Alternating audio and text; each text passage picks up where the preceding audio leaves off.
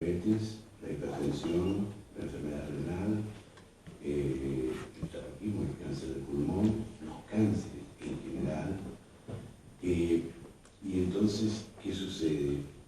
Que de pronto no estamos, a ver, lo tenemos conceptualizado, pero lo hemos naturalizado. Hemos vivido, y el día pasado acaba de fallecer un chico por una bengala y vivimos una situación de Cromañón, que ha sido una verdadera tragedia para los argentinos. Lo hemos vivido con mucho dolor y hemos acompañado toda esta vivencia de sus padres y frente a las pérdidas. Pero a nosotros se nos cae un Cromañón todos los meses, o se nos caen 747 con 300 y pico, 400 pasajeros encima, que se mueren todos los meses, y no nos damos cuenta. Mueren 400 infartados por mes, y esos son muertes prematuras, en plena productividad. Y tenemos pacientes con diabetes que están bajo diálisis por lesión y daño renal, y lo tomamos como un hecho absolutamente natural. Y lo que nosotros estamos haciendo en este momento, estamos trabajando desde el Programa Nacional de Enfermedades No Transmisibles, donde se ha constituido la Comisión Nacional Asesora de Enfermedades No Transmisibles, que la conforma la industria, los distintos actores sociales, organizaciones de la sociedad civil, distintas áreas del Ministerio de Salud, de los Ministerios de Desarrollo Social, del Consejo Nacional de Coordinación de Políticas Sociales, o sea, todos los actores sociales involucrados en redefinir cuál es la estrategia, la mejor estrategia para, por ejemplo, controlar el tabaco. Y debemos decir con dolor, y esto es importante que lo diga, porque la Argentina no ha ratificado todavía el convenio marco de control del tabaco que ha suscrito prácticamente 170 países en el mundo. Esto es una iniciativa de la Organización Mundial de la Salud. Y en América Latina, el único país que no ha ratificado el convenio marco es Argentina. Y esto depende de los señores diputados, representantes del pueblo, y depende de los señores senadores, representantes de la provincia. No depende del Ejecutivo, porque el Ejecutivo lo ha enviado, porque incluso hay una ley que está por allí también trabajándose, pero a la industria le interesa más la ley, porque se puede incumplir, que se ratifique el convenio marco, que tiene un poder y un peso muy importante, porque es la decisión de los países del mundo. Entonces, las provincias están trabajando, hay provincias que tienen legislación, hay provincias con espacios libres de humo, hay un esfuerzo de la comunidad, pero no tenemos el acompañamiento de la Cámara Legislativa en pos de mejorar la calidad de vida de los argentinos y de poner freno a algunas situaciones que días pasados en Moscú la directora general de la Organización Mundial de la Salud, la doctora Margaret Chan, decía: por favor, no avalemos más todo el trabajo que viene haciendo la industria del tabaco porque está destruyendo vidas. Y entonces, acompáñennos, y se va a generar ahora en Nueva York, Naciones Unidas, el 19 y 20 de septiembre, se realiza la cumbre de presidentes o jefes de gobierno de todos los países del mundo. O sea, es el encuentro máximo que se realiza todos los años en Naciones Unidas, y Naciones Unidas ha decidido que este año sea el año de las enfermedades crónicas no transmisibles, para sensibilizar a todos los jefes o jefas y presidentes o presidentas de Estado para que se involucren en el control de esta epidemia que tiene que ver con el tabaco, con el cáncer de pulmón y con otros cánceres derivados del tabaco. O sea, no es solamente del pulmón.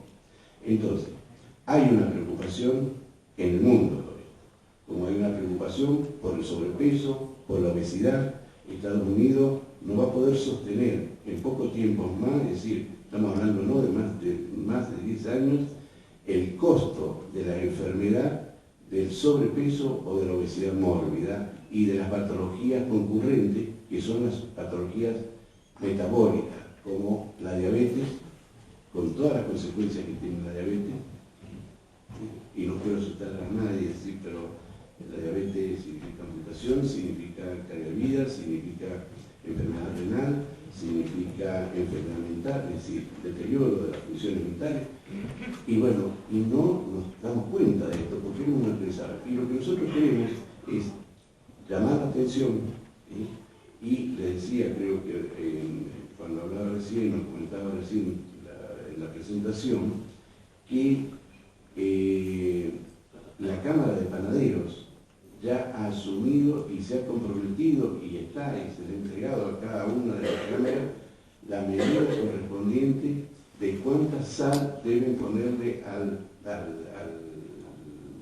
pan para reducirlo en un 25% sin que altere el sabor, pero baja en forma significativa las cifras de presión arterial. Una cosa tan simple como una reducción del 25% en el contenido de sal del pan. Se ha firmado y se modificó el Código Alimentario Nacional, que este es un esfuerzo también del Gobierno y del Ministerio de Salud, para cambiar el Código Alimentario Nacional y disminuir junto con la industria, esto se ha consensuado con la industria, las grasas trans.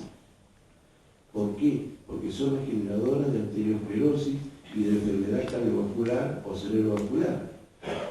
Nosotros estamos trabajando muy fuerte en esto.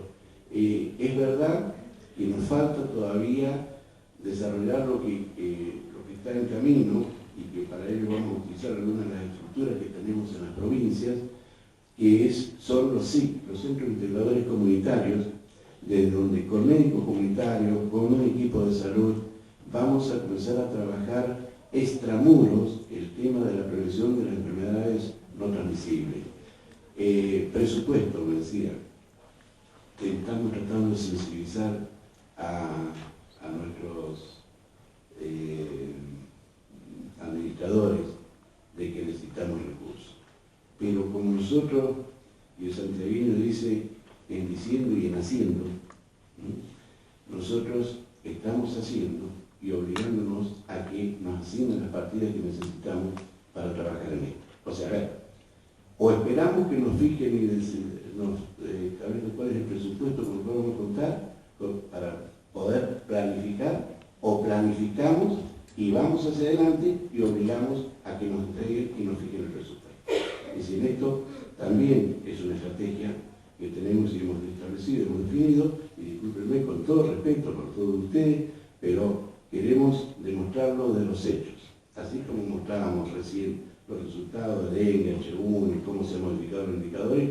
Lo que estamos haciendo es, hemos modificado el Código Alimentario Nacional, hemos reducido la sal, estamos trabajando para incorporar los grupos saludables en las escuelas, para incorporar nutrición saludable, para suprimir la Coca-Cola de los colegios y que en todo caso vendan aguas saborizadas si quieren, pero sin azúcar. ¿Por qué? Porque la obesidad en los niños también está aumentando. México tiene más del 70% de la población adulta con sobrepeso u obesidad y el 42% de la población infantil con sobrepeso u obesidad. México, que se mira en Estados Unidos. Comida chatarra, y no quiero dar ningún nombre para que todos sabemos, la cajita feliz, el combo, y entonces, ¿cómo modificamos esto? Pero esto también lo tenemos que hacer entre todos. Es toma y conciencia. Nuestra responsabilidad es sensibilizar a ustedes, concientizar a ustedes, pero sensibilizar y concientizar a toda la comunidad para que entendamos que tenemos que ir suprimiendo estos venenos que realmente nos están intoxicando, el que va a ser insostenible desde el punto de vista presupuestario, desde el punto de vista económico. Al año 2030 se calcula que las cifras van a ser tan importantes y la carga de enfermedad va a ser tan importante que no hay forma de sostenerlo.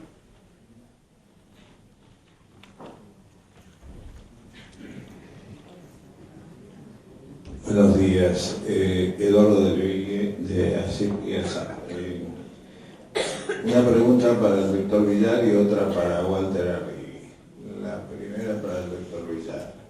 Según lo que pude ver en uno de los cuadros que presentó, el y dijo que el Ministerio de Salud era el organismo rector de la salud de la Argentina. En ese cuadro se podía apreciar una participación muy significativa de las prestaciones a cargo de las obras sociales. Mi pregunta entonces es la siguiente: ¿cómo el Ministerio las controla desde el punto de vista técnico y desde el punto de vista contable? Es decir, de cómo se desenvuelven técnicamente y cómo rinden cuentas de los fondos que ellas emplean. Para Walter Arrighi, la pregunta es: ¿cómo aprecia usted, y si puede dar una respuesta respecto del tema creciente que existen en el sistema de juicios de beneficiarios a la ANSES por una mala, fundamentalmente liquidación de sus acuerdos y una aplicación deficiente o no sé, o bien o buena de la ley que rige los beneficios de jubilatorios en Argentina?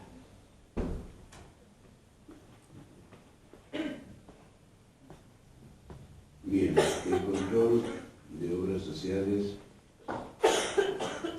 el control del programa médico obligatorio, el control de todo lo que estamos y conocemos que está sucediendo con medicamentos de alto costo y baja incidencia. Debo decirles que estamos trabajando en esa línea que nos va a permitir, en la medida que vayamos cumpliendo las etapas en las cuales está planificado esto, poder transparentar todos los actos de gestión. ¿Por qué razón? Porque se está avanzando, ya está publicado la resolución,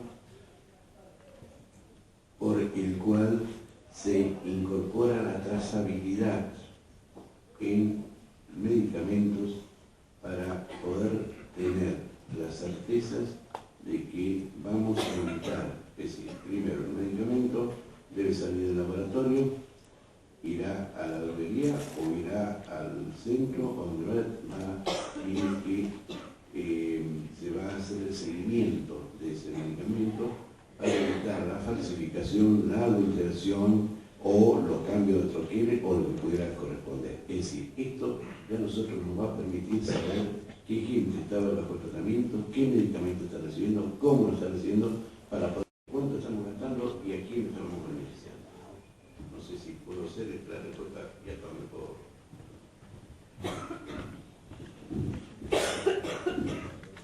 ¿Cómo se calculan las prestaciones previsionales? Concretamente, ¿cómo se calcula la jubilación hoy en el SES? Y tiene su historia, obviamente. La jubilación hoy es el promedio de los últimos 120 meses de remuneración. Y a ese promedio se aplica lo que hablábamos antes. Un coeficiente que deviene de la PC y de la PAC, que para hacerlo sencillo ronda el 45% si tenemos 30 años, porque es 1.5% por cada año. Ahora bien, si lo que promediamos son salarios, nos encontramos con que del año 91, convertibilidad mediante, hasta el año 2001, casi 2002 diría, los salarios prácticamente no aumentaron, con lo cual el cálculo de la prestación no nos traía mayor dificultad. Ahora, en la medida que los salarios fueron creciendo, fueron aumentando, promediar salarios de años anteriores sin actualizarlos nos lleva a que la diferencia entre el último salario y el promedio va agrandándose. De ahí la necesidad de sacar una ley, ¿no?, que en vez de dejar, digamos, librado al criterio del administrador la forma de movilizar luego la prestación otorgada, previó precisamente cómo se movilizan o cómo se actualizan las jubilaciones. Pero también previó aplicar ese mismo índice a la actualización de los salarios. La forma de preverlo o de aplicarlo es a partir de la vigencia de esa ley en adelante. Como la ley tiene 2 años, hoy el índice se aplica a los salarios de los 2 últimos años anteriores. La pregunta es, ¿y qué pasa con los 8 anteriores? Pues durante varios años no se actualizaron. en un determinado momento, vamos a hablar del año 2000,